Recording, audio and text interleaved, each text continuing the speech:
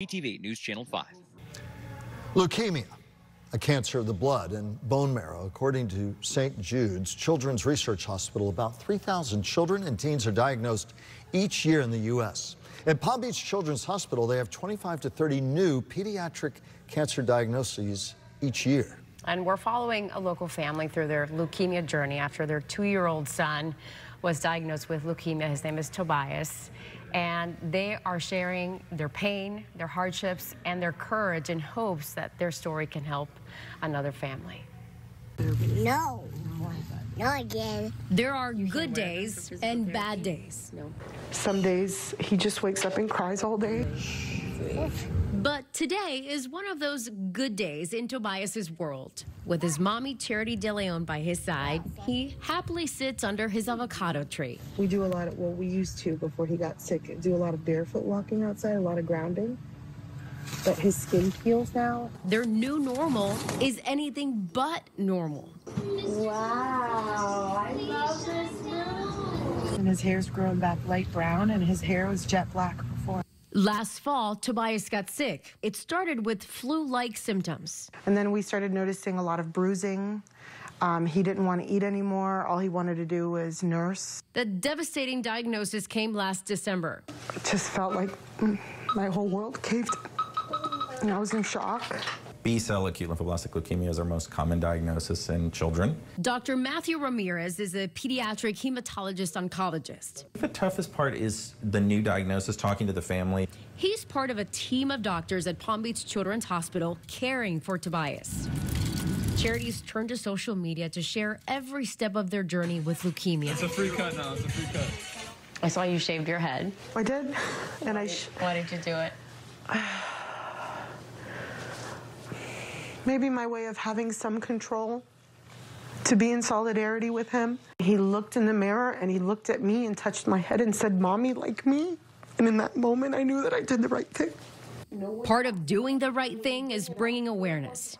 We need to talk about it as a society. Not just to inform parents what to look for and how to care for their children, but the devastation that this brings to a family. It destroys a family. Sophie, can you say hello? Their family includes caring for their 14-year-old daughter, Sophie, and her battle with a rare genetic disorder. Can't go to school, so she's on hospital homebound. And so I work from home because I care for her full time. Charity ran a vegan bakery from her home garage until Tobias's cancer diagnosis. This was it. This was my space. Yeah. It's almost like that version of myself doesn't exist anymore. Struggling on only her husband's income, they made the difficult decision to sell their home in Green Acres. As much as we would love to keep our beautiful home, reality is we just can't sustain it. You can't afford to stay here. I can't. Their journey now continues with a new home in Port St. Lucie, finding hope in the good days. Just day by day. That's it. Thank you for talking with us. Thank you. I hope you can help someone with this.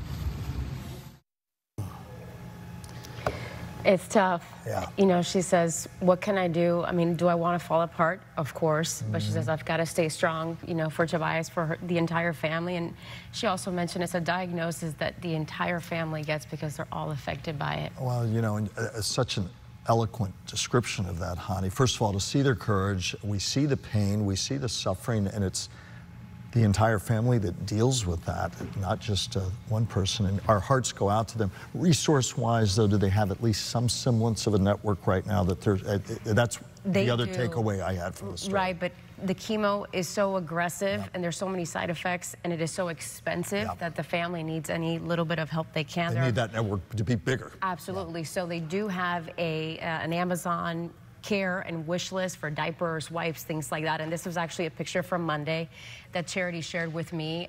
He goes back for chemo the following Monday. So any little bit counts. They also have a GoFundMe page. There are many organizations who have stepped up. The family is extremely grateful for all the help they've received so far.